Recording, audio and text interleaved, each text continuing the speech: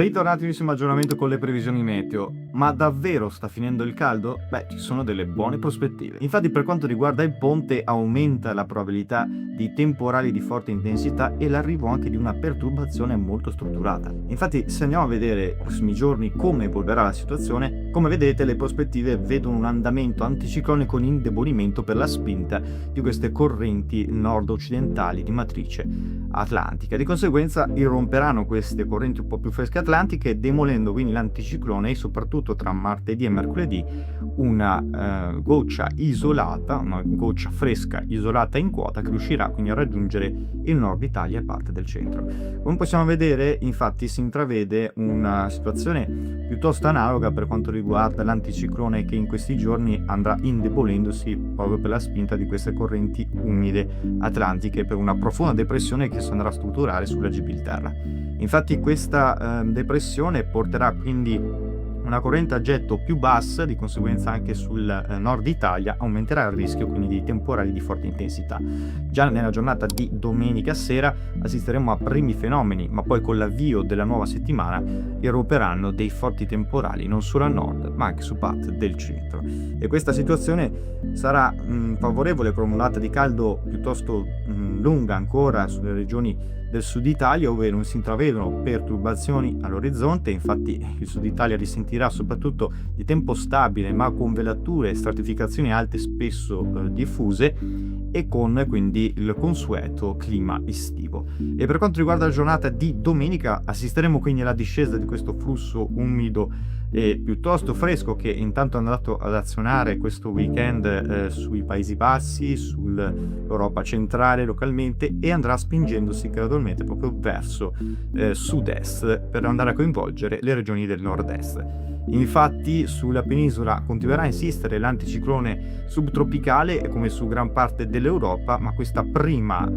primo segnale darà luogo quindi a dei temporali anche di forte intensità entro la serata sulle regioni del nord-est, in modo particolare il Friuli anche verso le aree pianeggianti, e queste sono le temperature quindi attese nella giornata di domenica. Zero precipitazioni al sud se non localmente sui monti della Sardegna. Per quanto riguarda invece il rischio di temporali sarà proprio su queste aree, soprattutto sull'Alto Veneto e localmente entro la serata in sconfinamento fino alle pedemontane e alle medio-alte pianure del Veneto e del Friuli.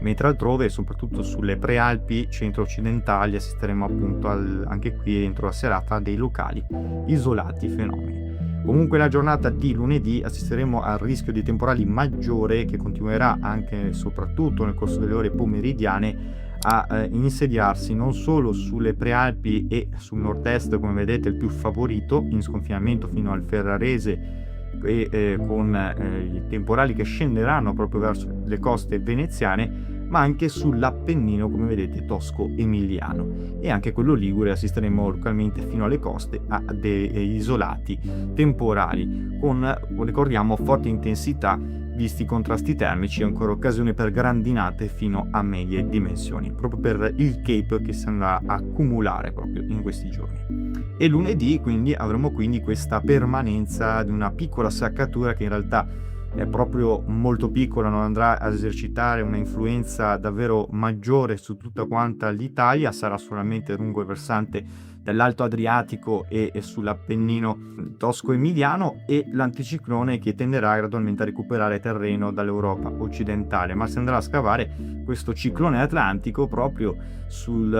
vicino alla Gibilterra, e questo porterà quindi un flusso maggiore di aria fresca che si andrà a irrompere proprio sulla Francia,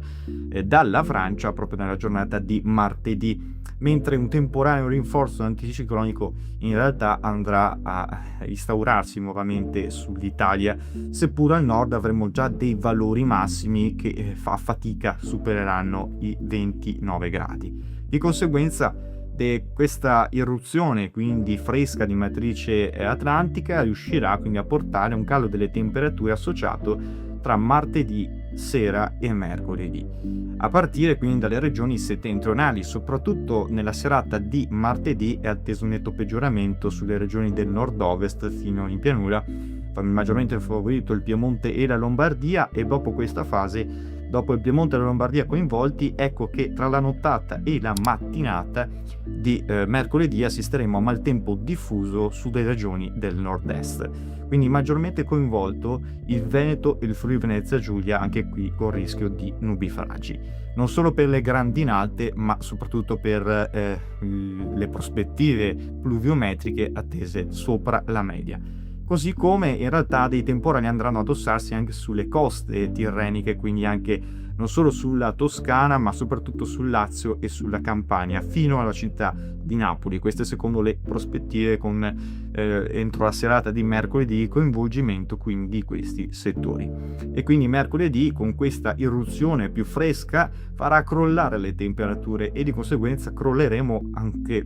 per finire leggermente sotto la media stagionale, soprattutto sulle regioni settentrionali, e questo porterà quindi delle temperature tra i 23 e i 25 gradi sulle regioni del nord-est, quindi i valori massimi saranno insomma piacevoli, gradevoli, quindi l'ondata di caldo continuerà a persistere invece, come vedete, al sud Italia, ove qui le temperature si manterranno spesso tra i 30 e i 33 gradi. Caleranno comunque leggermente anche al sud centro Italia, mantenendosi attorno ai 26-29 gradi, insomma questo per quanto riguarda le regioni del centro, e quindi con questa irruzione fresca che quindi riuscirà a portare una pausa temporanea dall'anticiclone e dal caldo intenso che abbiamo vissuto in questi giorni, a partire quindi dalle regioni settentrionali.